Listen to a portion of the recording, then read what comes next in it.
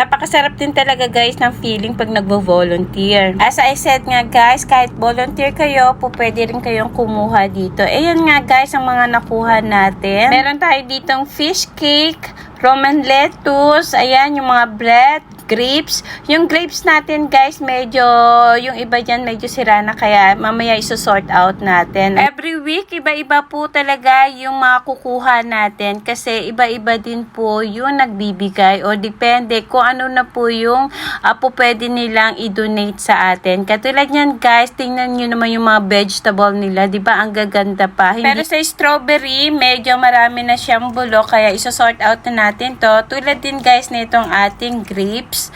Kailangan na natin pilian. After nating masort nga itong ating grapes and strawberry, ay magpapak naman tayo guys. Kung napansin nyo, napakarami kong kinuhang mga gulay at saka mga fruits. Kasi nga guys, ibibigay